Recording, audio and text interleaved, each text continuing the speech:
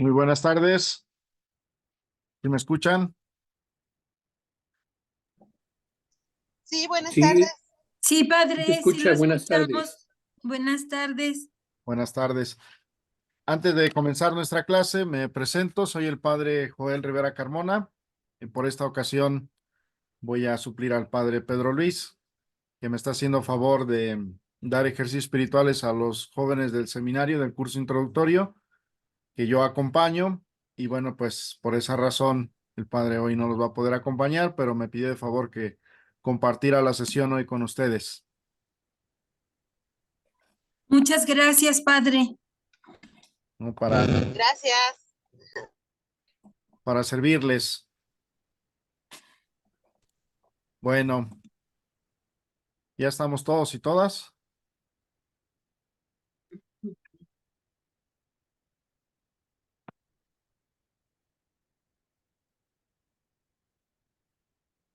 Pues el tema que hoy nos toca ver es sobre el ministerio episcopal. Dentro de los temas que ya les ha venido compartiendo el padre, bueno, pues hoy me pidió de favor que les compartiera este tema. Y bueno, pues vamos a ir hablando un poquito, ¿verdad?, sobre el origen y sobre también, bueno, pues cómo se va dando esto de la apostolicidad a partir de los mismos obispos, ¿verdad? Entonces, ahorita les voy a por ahí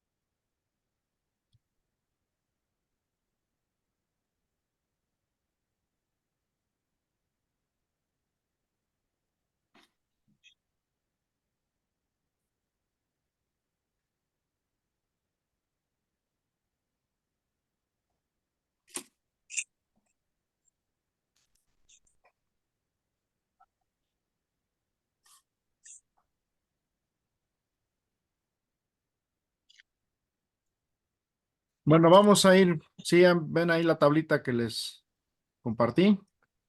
Sí, padre.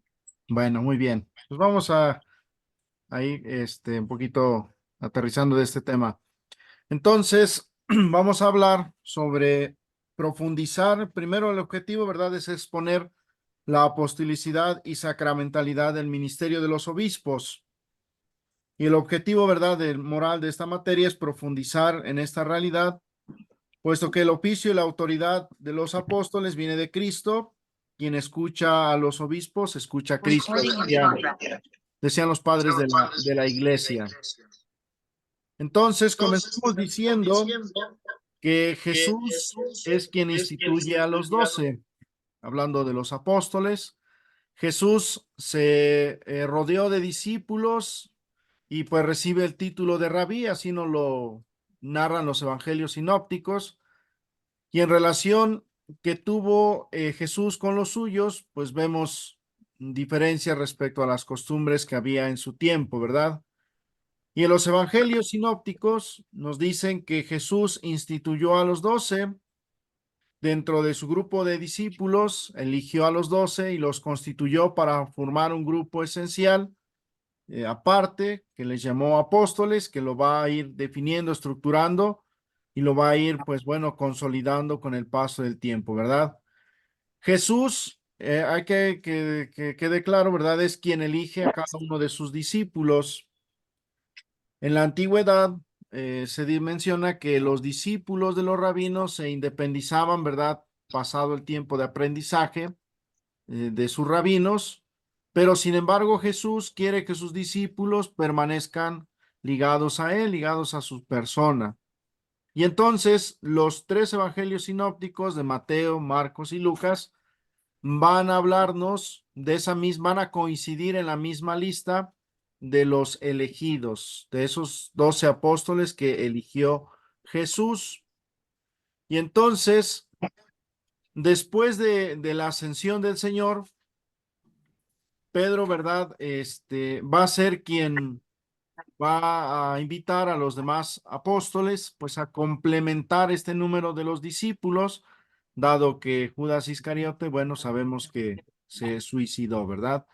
Entonces, los evangelios van a coincidir también en que el primero de todos los apóstoles es Pedro, ¿verdad? En él, pues recae la primacía de los apóstoles, ¿verdad? Es a él a quien Jesús, pues le da, ¿verdad? La potestad en la iglesia. Es el que le da la primacía dentro de los apóstoles. Y entonces Jesús va preparando a estos apóstoles de manera independiente y pues va explicándole de manera especial pues las parábolas que leemos en los evangelios sinópticos. Este grupo, ¿verdad? Pues parece como que ir tomando ya un poco más de estructura. Pedro va a ser, ¿verdad? La roca, el cimiento donde se va a edificar la iglesia y así nos lo mencionan los evangelios. Y entonces la institución de los 12 apóstoles, pues va a implicar algo que es la perdurabilidad. A diferencia de los alumnos de los rabinos, bueno, Jesús les pide, bueno, que haya esa perdurabilidad, que se perpetúe el ministerio, perdón, apostólico en la iglesia. Y entonces la misión apostólica pues debía prolongarse más allá de Palestina y más allá de la vida terrena de los 12. O sea, ellos mismos también pues tenían que ir comunicando esta gracia que han recibido de Cristo a sus sucesores. Y entonces, en la última cena, en el relato de la última cena, Jesús va a rogar por todos aquellos que crean en él. Y dentro de ellos, ¿verdad? Pues están aquellos hombres que van a ir sucediendo a los apóstoles, ¿va? Aquellos que Jesús eligió de primera mano. Y entonces los discípulos, ¿verdad? Nos relata el Evangelio que están a la mesa, ¿verdad? Y los instituye para formar una comunidad cristiana, ¿verdad? Pedro y los apóstoles, ¿verdad? En Jerusalén, pues van a ir constituyendo colaboradores desde el primer momento y así nos lo narra de manera especial el libro de los Hechos de los Apóstoles, ¿no? Cómo ellos van instituyendo colaboradores que les ayuden en su ministerio pastoral. Y entonces, Pablo, pues también va a hacer lo mismo en las primeras comunidades cristianas en las que él va fundando y va predicando. De hecho, mañana celebramos la fiesta de los dos sucesores de Pablo, que son Timoteo y Tito, a quienes va a instituir como obispos en las comunidades cristianas donde él ha predicado. Por tanto, los colaboradores y sucesores de los apóstoles son designados con nombres muy diversos. Ya en el siglo I, pues comienzan a surgir estos nombres como episcopoi, ¿verdad? Que quiere decir obispo, obispos o presbíteros, señores, pastores. No se puede identificar sin más el término como en el actual, que ya se identifica bien la jerarquía, que son obispos, presbíteros y diáconos. Pero todos ellos han sido constituidos por los apóstoles mediante la imposición de las manos, que es un gesto que continúa hasta nuestros días en la iglesia con la misión de apacentar al pueblo de Dios. De ahí entonces que el Concilio Vaticano II va a decir que los obispos son sucesores de los apóstoles. Y hay un documento dentro del Concilio Vaticano II que se llama, está lo que es Presbyterorum Ordinis, que va a hablar sobre el ministerio y vida de los presbíteros, pero también va a estar otro que se llama, Christus Dominus, que habla sobre el ministerio apostólico, sobre el ministerio y servicio de los obispos. Y entonces, la tradición de la Iglesia nos afirma que desde el inicio que los obispos son sucesores de los apóstoles. Esta idea se ha permanecido desde el siglo I y esta convicción es unánime en los padres de la Iglesia. San Ireneo, San Ignacio de Antioquía, entre otros que van a hablar del ministerio pastoral de los obispos. Y entonces, la verdad es que Cristo nos llega por la tradición que proviene de los apóstoles, es decir, el mensaje del Evangelio nos llega a través de los apóstoles y de sus sucesores, que es custodiado por las iglesias locales, ¿verdad? Las diócesis, podríamos llamar en término actual. Pues de ellas se da una cadena sucesoria desde los apóstoles hasta los obispos actuales. Entonces, garantía de ello es la continua presencia del Espíritu Santo en la iglesia. Recordemos en el día de Pentecostés cómo Jesús, bueno, antes de Pentecostés, cuando se aparece a los discípulos que están reunidos, les dice, ¿verdad? Reciban al Espíritu Santo, a quienes les perdonen los pecados les quedarán perdonados, ¿no? Y ese recibir el Espíritu Santo se va a planificar en el día de Pentecostés, pero ya el mismo Jesús, pues da a ellos esa potestad de régimen, de custodiar, de acompañar y de enseñar al pueblo de Dios. La Lumen Gentium, un documento del Concilio Vaticano II, en el número 20, va a mencionar que los obispos van a suceder a los apóstoles como pastores, y eso se realiza por la institución divina, y por tal sucesión de los obispos se van a identificar con cierto modo más con Cristo, ¿verdad? Se expresa la convicción de que la misión apostólica debe durar hasta el fin del mundo. Por eso de ahí que se tienen sus sucesores. El Evangelio que deben pregonar es en todo tiempo, ¿verdad? Vayan y prediquen el Evangelio y bauticen a todos en nombre del Padre, del Hijo y del Espíritu Santo. Esta tarea de anunciar el Evangelio, pues recae en la persona de los sucesores de los apóstoles. Se da El desde los pantalón lo primeros trae hasta abajo. caminar de la iglesia. Parece Héctor ahora. Así está bien. Por ello, los apóstoles cuidaron de establecer sucesores en esta sociedad, pues jerárquicamente organizada, y le van a ir dando Aquí más, está un más, lazo, mira. poquito más de forma, ¿verdad? Entonces se habla de la sucesión apostólica, a partir desde un sentido colectivo, ¿verdad? No se habla de una sucesión de manera individual, solamente se habla de esa sucesión individual, pues en los sucesores de los papas. Y de hecho, de los únicos que tenemos así como nombre, ¿verdad? ¿Quiénes son los sucesores de Pedro? Pues solamente del papa, de los obispos o de los apóstoles. ¿Qué obispos les fueron sucediendo a través de los años o de los siglos? Pues no tenemos así como una lista como tal, pero sí de los romanos pontífices, sucesores de Pedro, ¿verdad? Se concluye que en los obispos perdura el oficio apostólico de apacentar como maestros, sacerdotes y pastores. ¿Por qué? Porque en ellos recae pues, la plenitud de la gracia del orden sacerdotal. Entonces, en la sucesión apostólica, pues de los obispos no se agota toda la apostolicidad de la iglesia, ¿verdad? Toda ella es apostólica y no solo, bueno, pues los pastores, ¿va? La apostolicidad significa que la iglesia ha sido fundada por Cristo sobre la persona de Pedro y los demás apóstoles, y que la iglesia perdura en la misión que los apóstoles recibieron del Señor, y por tanto la iglesia es apostólica en su fundamento, en su estructura sacramental, en su jerarquía y en su misión.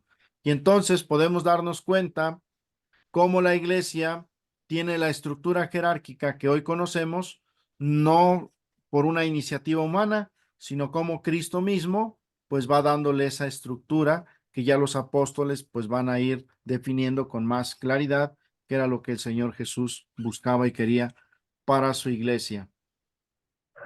La sucesión apostólica no implica que todas las prerrogativas de los apóstoles se comuniquen a los obispos.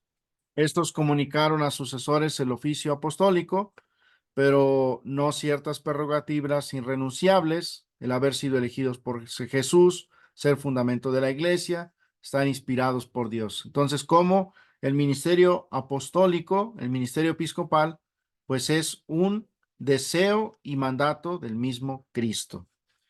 Por consiguiente, la tradición viva de la iglesia afirma desde el inicio que los obispos son sucesores de los apóstoles.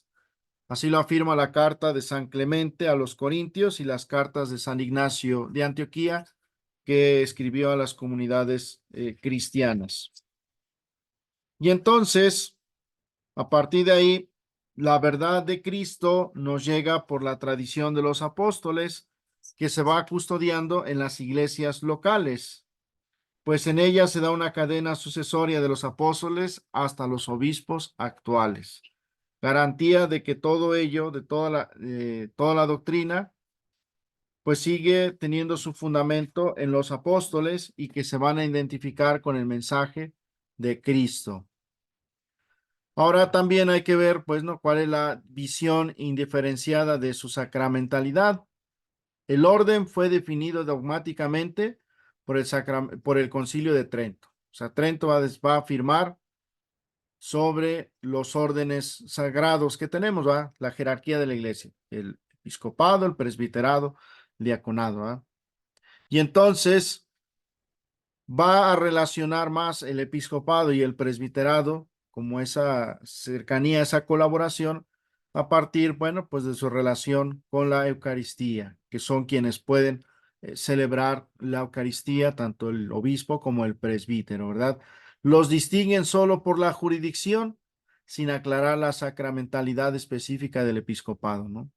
Lo único que se llega a decir es que los presbíteros son colaboradores de los obispos. Tema que se sigue mencionando hasta nuestros días, ¿verdad? Que los presbíteros son colaboradores del obispo en la iglesia local. Será la Constitución Sacramentum Ordinis de Pío XII que menciona la diferencia de materia y forma de los 3 grados del sacramento del orden, el orden episcopal, presbiteral y diaconal, haciendo la diferencia sacramental no tanto en la gracia recibida, sino en cuanto a las funciones que cada uno de ellos desempeña. Se hace esa distinción en cuanto a la función, no en cuanto a la gracia que se recibe, porque la misma gracia sacerdotal, simplemente diferida en 3 distintos órdenes y con funciones distintas. Y entonces, la sacramentalidad es presentada pues con un contexto bíblico porque vemos los textos tanto del Evangelio como del libro de los Hechos de los Apóstoles que nos va hablando de esa estructura que va teniendo la iglesia en sus inicios.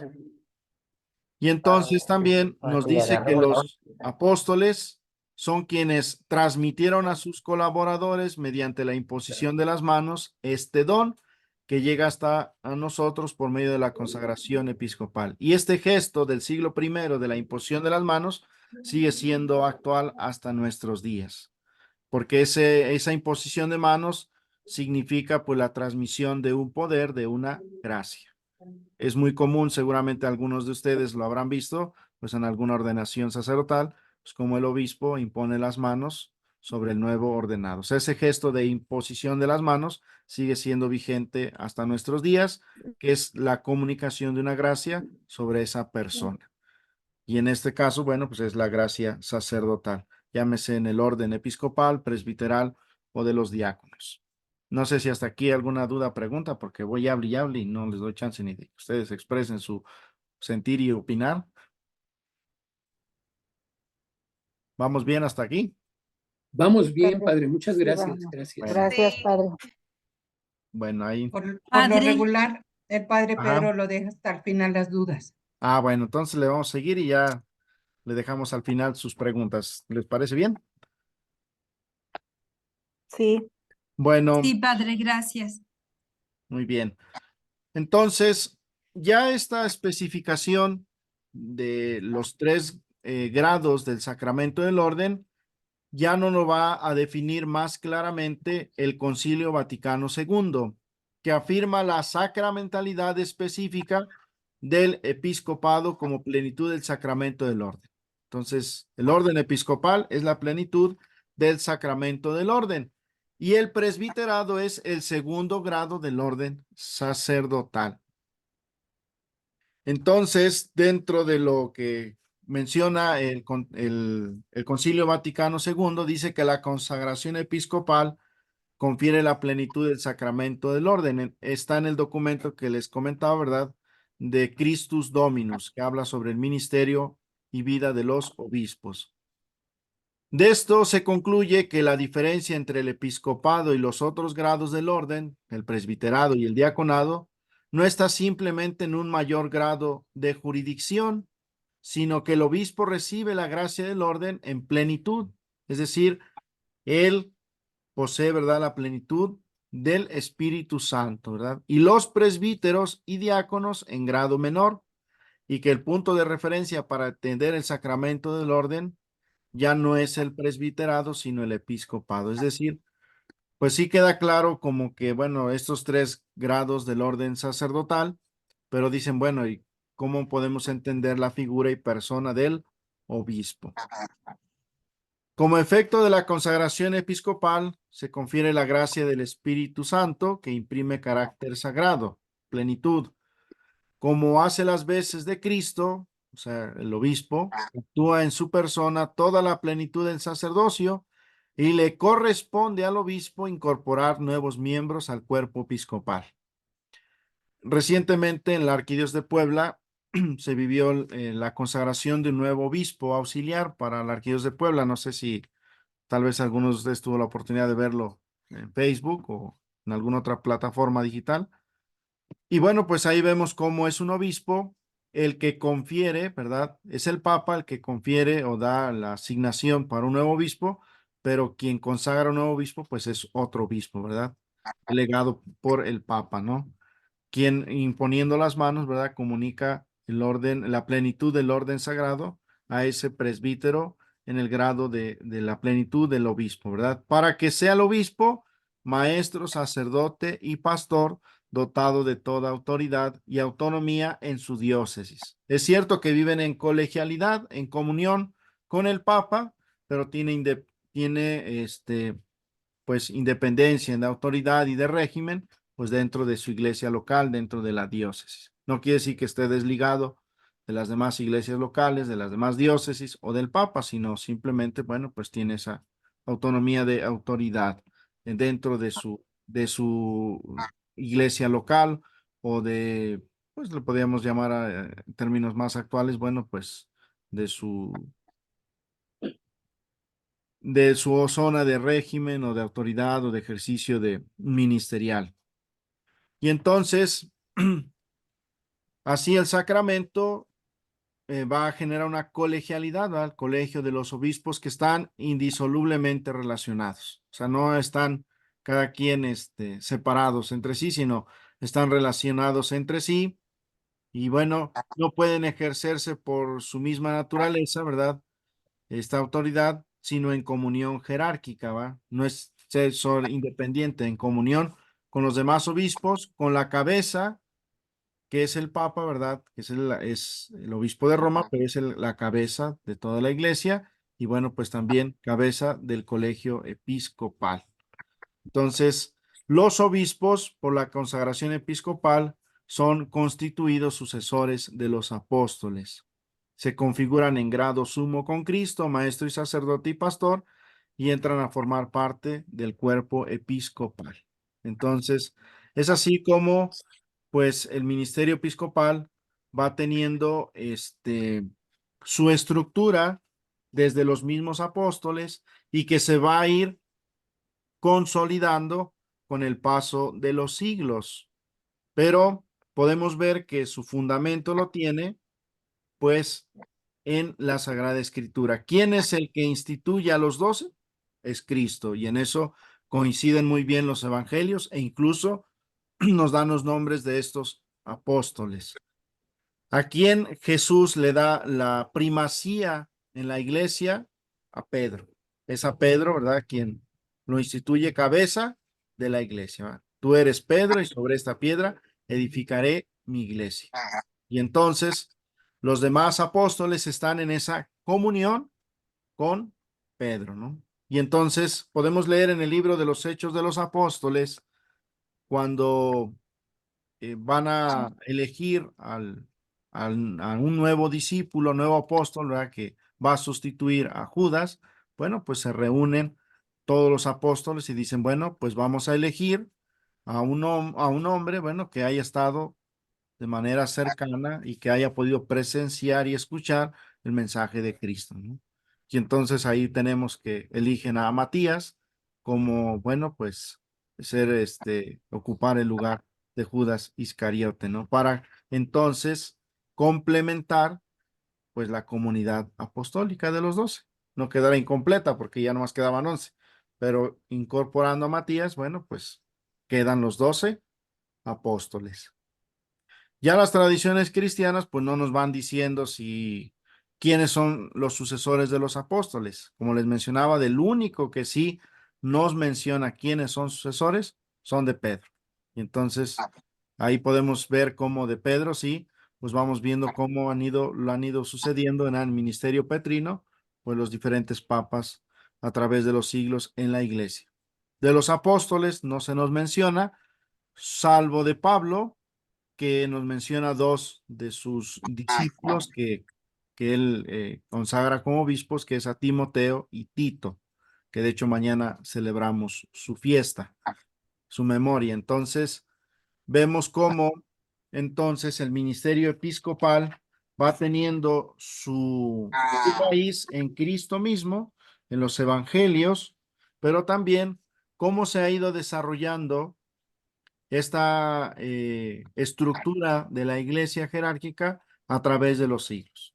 No es que desde un principio se entendiera la iglesia como la entendemos ahora, ¿no? Son los obispos, los presbíteros, los diáconos, bueno, como partícipes del ministerio sacerdotal, de la gracia sacerdotal en 3 grados distintos. ¿Quién posee la plenitud del orden?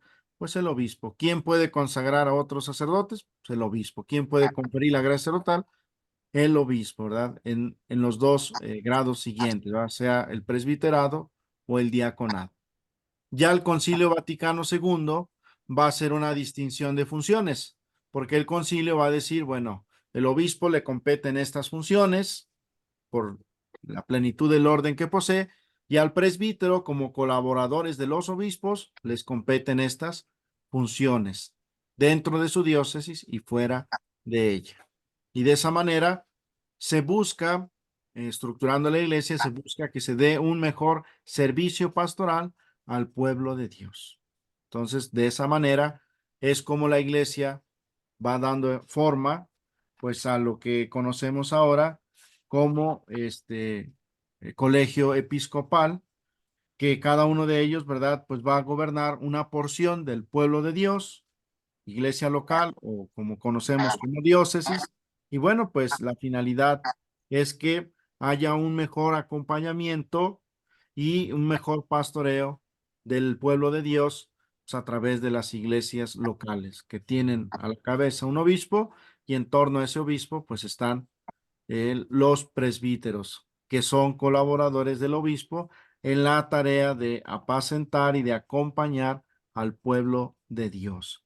Y de esta manera, bueno, pues vamos viendo cómo el colegio de los apóstoles pues sigue teniendo permanencia en la iglesia a través de sus sucesores. Los obispos son los sucesores de los apóstoles, y entonces ellos van a formar junto con el Papa la colegialidad de obispos y van a custodiar el mensaje de Cristo, el Evangelio, la doctrina, y entonces la van a hacer cercana a todo el pueblo de Dios. Y entonces de esa manera se puede comprender mejor pues la sacramentalidad del ministerio episcopal en la vida de la iglesia. Y entonces, cada uno de nosotros podemos ver en la persona del obispo la presencia misma de Cristo, porque el Espíritu Santo, ¿verdad? Pues se planifica en su persona para regir, santificar y enseñar al pueblo de Dios. Pero no hay que subrayar la parte de santificar, ¿no? Porque luego a veces el gobernar no hay que entenderlo en términos a lo mejor más actuales, ¿va? Que decimos gobernar es imponer o, o ejercer una potestad de régimen sobre el otro, sino la potestad de régimen de la que hace referencia el Evangelio y los documentos de la iglesia, bueno, pues se entiende en el servicio. Solo en el servicio, pues se puede entender el ministerio episcopal en bien de la iglesia. Entonces, de esa manera, cada uno de nosotros podemos ir comprendiendo mejor, pues, el ministerio episcopal en la vida de la iglesia. Bueno, los primeros padres de la iglesia, en sus diferentes documentos, van a hablar sobre este ministerio episcopal como una función en bien y en servicio de la iglesia. Y entonces ellos van a decir que la consagración episcopal confiere la gracia del Espíritu Santo e imprime carácter sagrado que es imborrable. El obispo hace las veces de Cristo en su persona porque tiene la plenitud del sacerdocio y le corresponde a él, ¿verdad? Incorporar nuevos miembros al cuerpo episcopal en bien de la iglesia. Y entonces se va a ir superando la reducción jurista eclesiástica o escolástica, según la cual la potestad episcopal no era más que una delegación del romano pontífice, porque algunos decían, bueno, pues es el papa el que da, delega a quien sea obispo para ejercer una función y listo. Y no, es en razón de una colegialidad, de una sucesión apostólica, de una plenitud de gracia. No solamente verlo desde un plano muy humano, que solamente sería como decir, bueno, pues está en razón de que cumpla una función, una tarea. No, sino es más bien en razón de esa gracia, de esa presencia viva del Espíritu Santo en su iglesia. Entonces, la autoridad del obispo no deriva del sucesor de Pedro, no deriva del Papa, sino de Cristo mismo, quien al darle la plenitud de su espíritu, lo constituye maestro, sacerdote y pastor dotado de su autoridad. Porque incluso decimos del Papa que es el obispo de Roma. O sea, el Papa es el obispo de Roma. Sí es el pastor de toda la Iglesia Universal, pero él pues, es el obispo de Roma. Y entonces los obispos tienen autonomía en la grey del pueblo de Dios que se les ha confiado, porque en ellos habita la plenitud del Espíritu Santo y porque ha sido Cristo quien los ha instituido plenamente en el sacramento del orden. Y bueno, pues viven en esa comunión con el sucesor de Pedro, porque no va a ser Pedro, ¿verdad? El que pues va a tener mayor rango, por llamarle así, de los demás apóstoles. Simplemente el bueno tiene una tarea específica, apacentar al pueblo de Dios y bueno, pues ir generando esta colegialidad en la iglesia. Y entonces conviene que, que podamos buscar algunas citas bíblicas, tanto de los evangelios sinópticos como de Mateo, de Marcos y Lucas, que nos ayuden pues a ir viendo pues este origen pues del ministerio episcopal, cómo ha tenido su origen en Cristo mismo y cómo la escritura nos dice de que es de origen divino.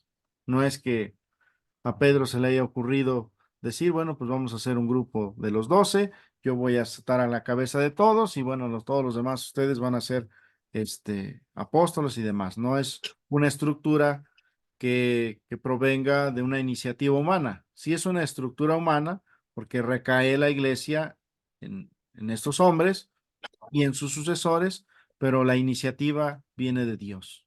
Es de Cristo mismo quien quiere, bueno, pues darle fundamento y pilar, pues a su iglesia, que cae en la primacía en la persona de Pedro, pero que también, pues está en las columnas de la iglesia, que son sus apóstoles y sus sucesores como custodios del mensaje de salvación de Cristo.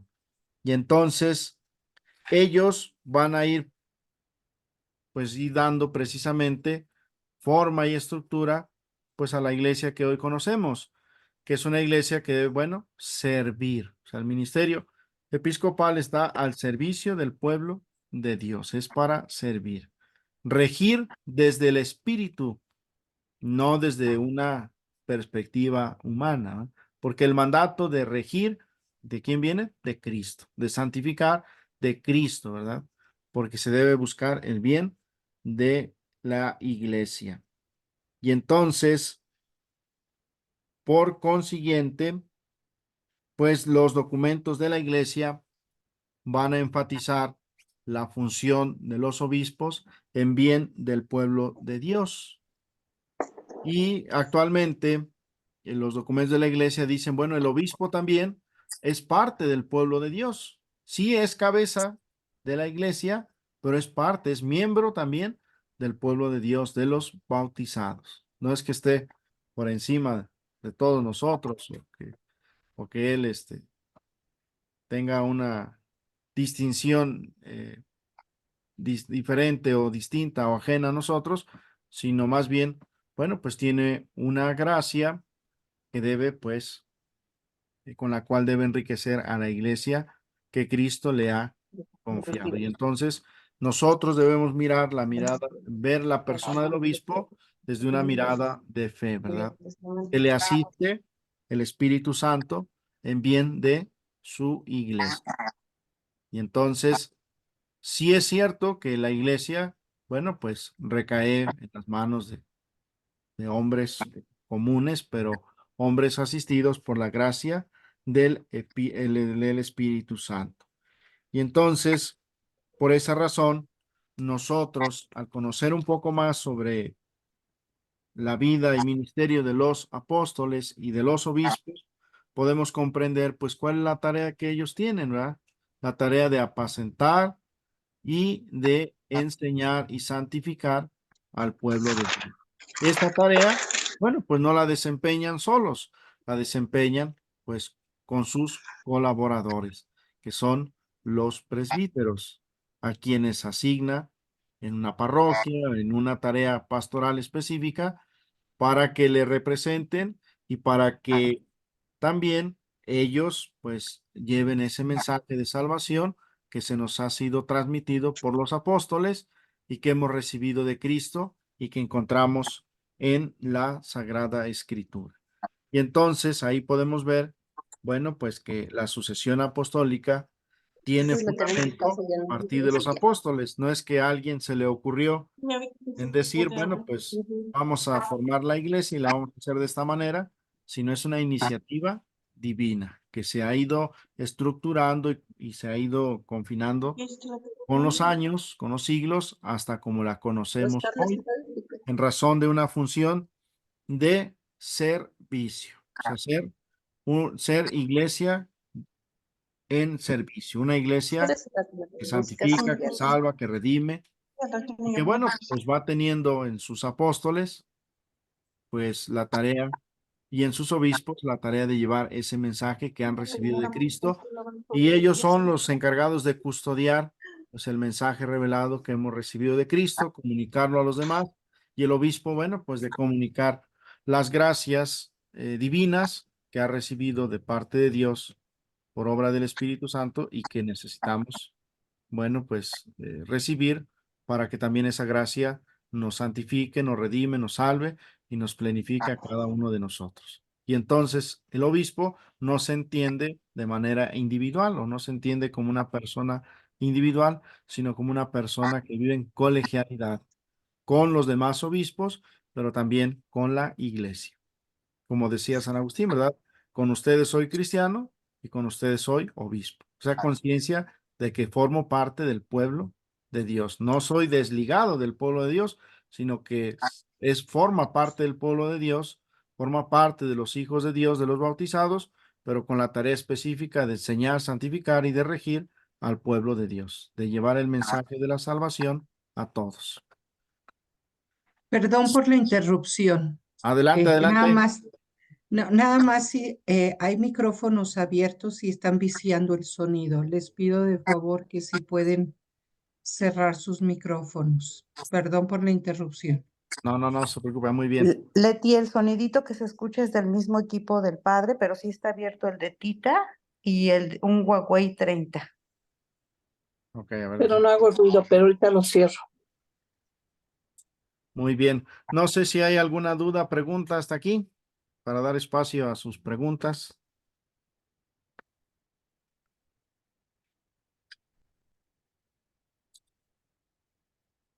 No, padre, estamos bien. Vamos bien. No, yo sí. A ver, adelante, le escucho. ¿Qué cualidades ven para que puedan asignar a un obispo?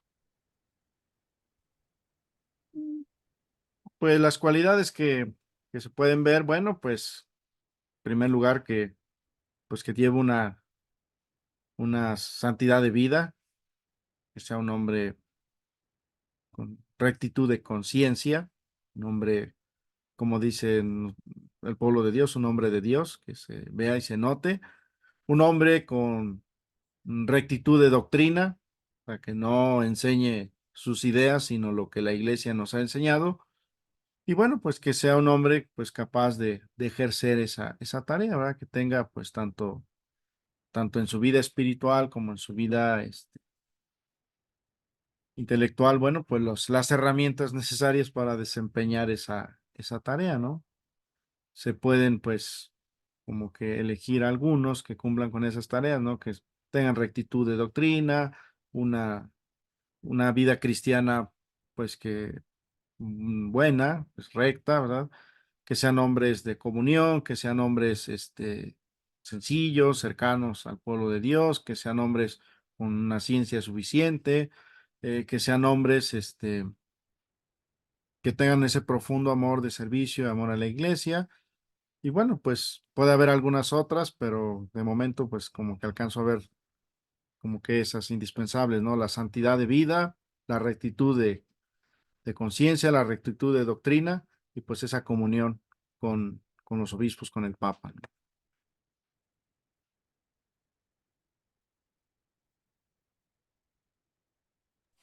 Padre, Dígame usted.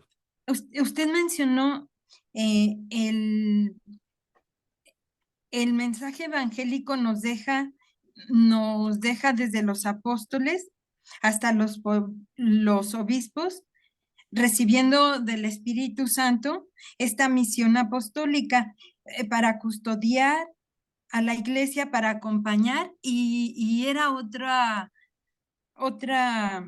custodiar, acompañar, ¿y qué más, padre? También para regir al pueblo de Dios. Gracias. Ujú. Sí. Muchas gracias, padre.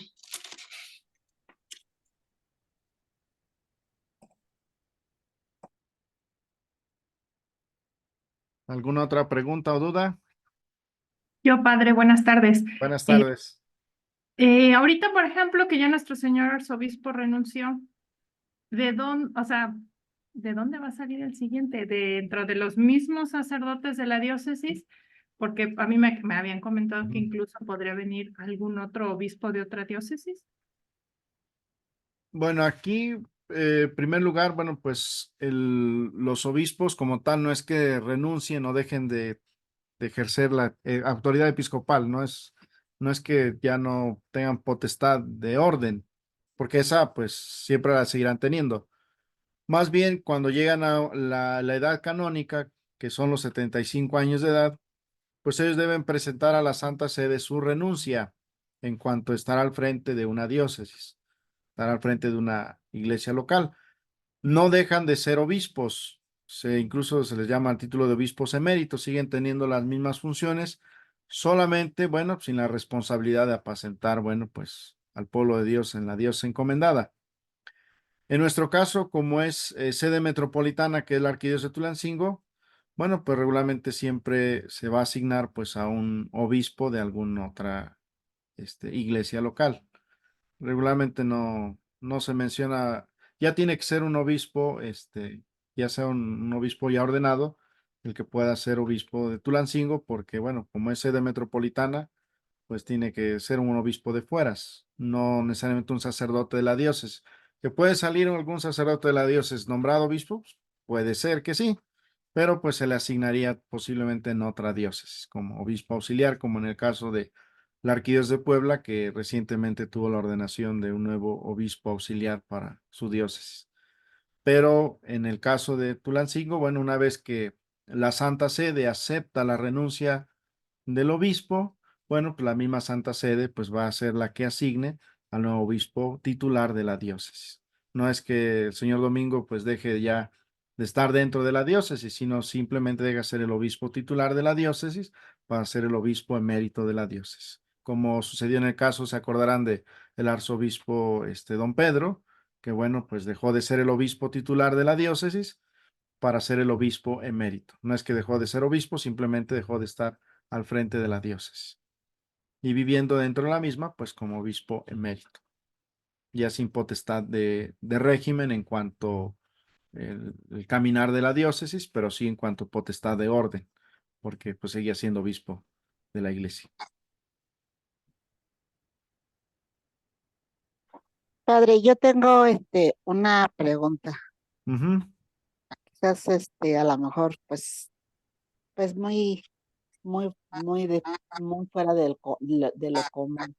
Por ejemplo, un sacerdote que ya de alguna forma pues renuncia a su vida episcopal, por ejemplo, que se casa o que sale o que ya tiene algún problema dentro de la iglesia eclesiástica. Ujú. Ellos ya pues siguen pues siendo sacerdotes porque pues son consagrados a Dios, ya no pueden ejercer, ¿verdad? Pero, por ejemplo, si llegaran a ejercer, ¿estarían cometiendo ellos ilícito? O sea, ¿estarían cometiendo pecado? Bueno, en el caso, habría que revisar, cada caso es especial, ¿verdad? Pero cuando un sacerdote deja de ejercer sus funciones propias de presbítero, se dice, bueno, que pues deja de tener las licencias sacerdotales de poder administrar los sacramentos. Y bueno, pues en el caso de algunos sacerdotes, pues se ha dado que pues piden su dispensa a Roma, ¿verdad? Es decir, la reducción al estado laical, lo piden a la Santa Sede y bueno, pues pueden hacer otra vida normal como cualquier otra persona. Y bueno, pues aquí hay que aclarar que, bueno, los sacerdotes, pues no dejan de ser sacerdotes. Una vez sacerdote, sacerdote para siempre, porque el sacramento del orden imprime carácter, es como el bautismo, o sea, puedo dejar de ser católico, pero siempre voy a ser bautizado, aunque ya no profese la fe católica, siempre voy a ser bautizado como católico. En el caso de los sacerdotes, bueno, pues siempre va a ser sacerdote, simplemente, bueno, pues deja de ejercer una función dentro de la iglesia. Entonces, si celebra los sacramentos de la iglesia, bueno, pues estaría actuando de manera ilícita. O sea, sí tiene, ¿cómo se llama? En los sacramentos que administra, mm, sí tienen, presencia, ¿verdad? Pero no tienen la licitud, ¿verdad? Sí ejerce una gracia, pero no tiene licitud porque, bueno, pues ha perdido esa facultad de orden, esa facultad como tal. Son en el caso de aquellos sacerdotes que han pedido su dispensa a Roma y que se les han dado y que han contraído un matrimonio o demás. Bueno, solamente cuando una persona está en peligro de muerte, llámese de algún enfermo, pueden darle la unción de los enfermos, solamente peligro de muerte.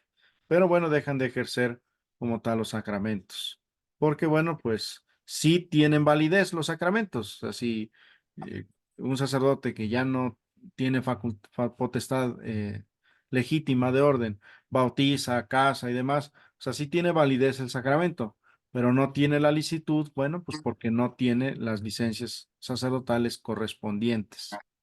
Entonces, esa potestad que el obispo te da de poder administrar los sacramentos. Entonces, sí tienen validez los sacramentos porque si fue ordenado sacerdote válidamente por un obispo legítimo, pues sí tienen validez los sacramentos. Lo que no tienen es licitud porque no tiene potestad de régimen el sacerdote. Ok, sí, gracias, padre. De nada. Yo, padre, Sí, le Tita, escucho. Adelante. aquí yo tengo una confusión. Dice que el obispo es el único que puede hacer la imposición de manos. Sí, es el único que No, puede un comunicar. sacerdote no puede hacer imposición de manos. No, para conferir el sacramento del orden, solamente el obispo, ya sea en el grado de los diáconos, de los presbíteros o del obispo. Y un católico, ay, se me fue, católico, carismáticos, que son los que imponen manos, ¿no es correcto? Bueno, ahí cambia el término de Porque es imposición, complejo, ¿no? porque bueno, en el caso de los obispos, o sea, imponer las manos significa comunicar un poder, una gracia. Es como cuando absuelvo a una persona, ¿verdad? Le impongo la mano, bueno, pues esa es la potestad, ¿verdad? Esa gracia de absolverle sus pecados, ¿verdad? Le estoy comunicando una gracia a esa persona. En el caso de los obispos, bueno, imponen las manos porque están comunicando una gracia, que es la gracia sacerdotal. En el caso a veces a lo mejor de quienes son el espíritu carismático, ¿verdad?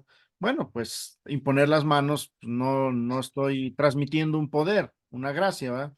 Es un gesto, ¿no? De comunión, es un gesto llamémoslo si quieren, de fraternidad, de cercanía, pero no estoy comunicando un poder, una gracia, como es en el caso de los obispos o de los presbíteros al imponer las manos sobre las ofrendas en la Eucaristía, o imponer las manos sobre una persona para ungirla o para absolverle sus pecados. Bueno, cambia la imposición, que el gesto sea el mismo, bueno, la intención y la finalidad son totalmente distintas. Gracias, padre. Padre, Adelante. cuando el señor obispo a un sacerdote le entrega las llaves de una parroquia, Ujú. también tiene todo un significado, cuando le va entregando todo. Sí, exactamente. Si ustedes han participado en la recepción de algún nuevo párroco, bueno, pues ven que se le hace entrega de la sede, las puertas de la llave de la iglesia, del confesionario, del ministerio.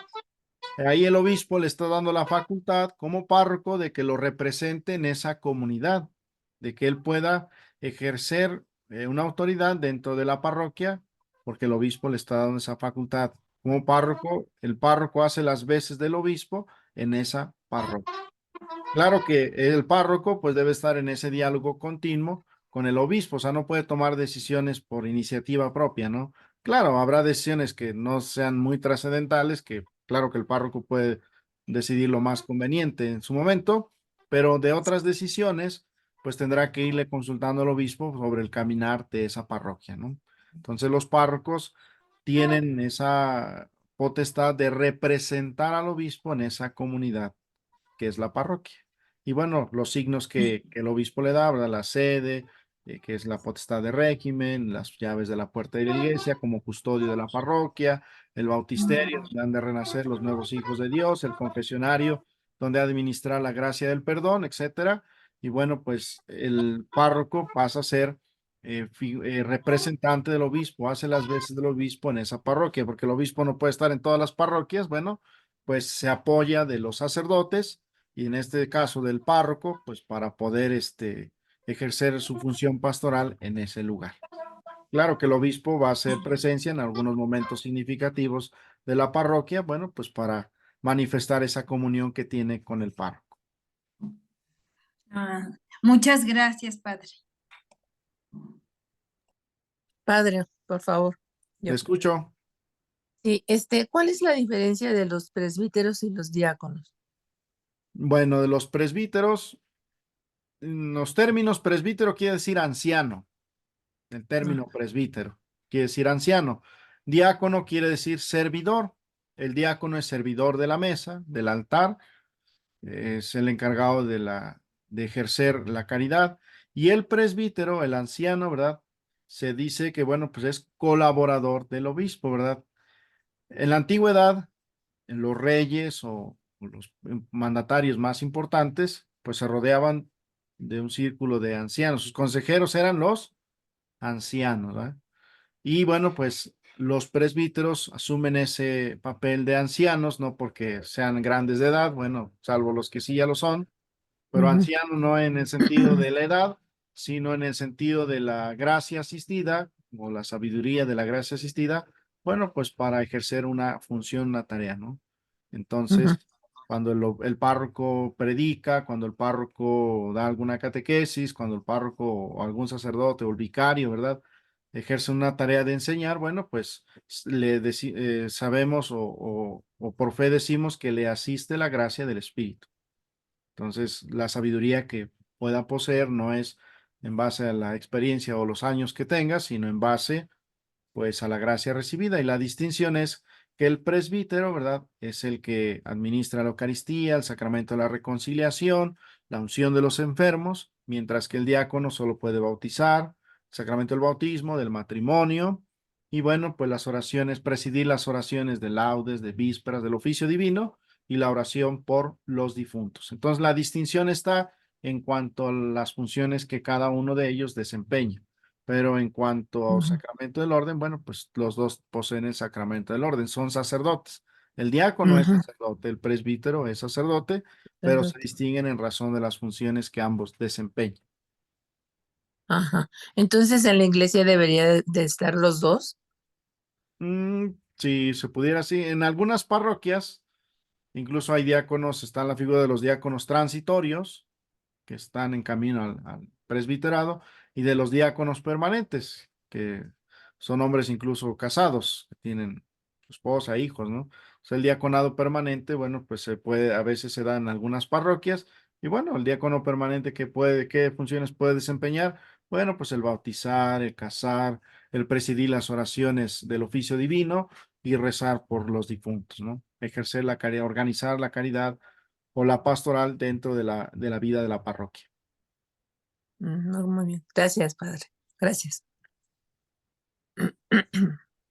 O sea, un diácono permanente no puede hacer misa, padre. No, él no puede administrar el sacramento de la Eucaristía. Ok. Puede hacer celebración de la palabra y a lo mejor les da ahí la comunión, pero no es celebración de la Eucaristía como tal. Entonces, esa es la distinción. Hace algunos años había un diácono permanente en la parroquia de Ciudad Sagún, que después lo ordenaron sacerdote. Ya, de hecho, ya es un hombre de más de 60 años. Tendrá Lo conozco. 6 años. El padre Miguel Dorantes, que muchos años fue diácono permanente. Y bueno, pues ya después, bueno, pues desgraciadamente enviudó y demás, y pasaron algunos años. Y bueno, pues pudo recibir esa oportunidad, la facultad de, bueno, de recibir el sacramento del orden, porque bueno, pues ya sus hijos ya son hombres mayores, ya su familia, prácticamente sus hijos independiente de él. Y bueno, pues eso por si en algún momento llegan a escuchar que dicen, es que el padre tiene hijos, bueno, no saben espantar. Bueno, era un diácono permanente, después se enviudó y bueno, recientemente, hace unos 3 años, pues bueno, le dieron la facultad de recibir el presbiterado, sacramento del orden en el segundo grado. Pero muchos años fungió como diácono permanente en la iglesia. Entonces el diácono permanente, bueno, pues puede ser un hombre casado, tener una familia, bueno, y administrar estos sacramentos y bueno, está en razón de, pues bueno, organizar la pastoral en la parroquia, ¿no? Colaborar con el párroco o con los sacerdotes que estén en la parroquia, llámese los párrocos o los vicarios. Padre, Dígame usted. ¿a quiénes se les da el nombramiento de monseñor? Antiguamente o anterior al Concilio Vaticano II, era una distinción para pues, algunos sacerdotes, ¿no? En razón de los años de servicio, en razón de alguna misión pastoral que tuvieran, pero ahora, bueno, pues se les designa de manera especial, pues a los obispos, Pero también es una asignación que se les da a los sacerdotes como una distinción, ya a los sacerdotes grandes. Si van a ustedes a la Basílica en la Ciudad de México, pues van a escuchar que está ahí se me olvidó su nombre de estos padres, los cabildos. Bueno, Sí. entonces dicen, no, pues vamos, los padres, el padre cabildo de la catedral o de tal, bueno, pues es el confesor o es el que van a rezar la oración de laudes. Ya son sacerdotes ya de edad avanzada que a lo mejor no tienen una tarea ya pastoral dentro de la diócesis, pero se les da esa distinción en razón de los años de servicio que desempeñaron en la diócesis o por las tareas que desempeñaron en su momento en la diócesis. Eso es como una distinción, pero no es un grado del sacramento del orden, solamente es una distinción Muy bien. como honorífica a los sacerdotes o a los obispos, pues ya se les da en autonomacia por el sacramento del episcopal, el sacramento de la plenitud del orden. Pero en algunos sacerdotes puede haber encontrar monseñores, bueno, no quiere decir que sean obispos, sino más bien es una distinción honorífica que se les da en razón del desempeño pastoral o la tarea que desempeñaron en la diócesis o por los años de servicio que llevan dando en la diócesis, que hay sacerdotes que llevan 60, 70 años de servicio en la diócesis. Es una forma de como, pues, gratificar o pues como de resaltar el servicio del padre, ¿no? Que dio durante muchos años en la diócesis. Muchas gracias, padre. Bueno, pues les Padre, agradezco. nada más, el patriarca es un sacerdote, es un obispo, es una región. Es un obispo, pero es de la Iglesia Oriental. No es, nada más existen allá. Ajá, es de la Iglesia Oriental. Bueno, ya sería otro tema, pero bueno, están las iglesias católicas ortodoxas y bueno, ahí les llaman pues, patriarcas, ¿no? Que al final, pues, están bien como en función, pues, como un obispo también. Gracias. Bueno, pues me dio un gusto estar con ustedes este ratito. Y bueno, ya si hubiese alguna duda o pregunta más que llegara a surgir, bueno, pues con el padre Pedro en la siguiente sesión, pues ya le pueden hacer extensas sus preguntas o sus dudas. Que tengan Muchas una gracias, excelente padre. tarde y que Dios les bendiga. Muchas gracias. Así sea. Gracias, padre. Igualmente. Gracias, padre. Hasta luego. Gracias, padre. Padre.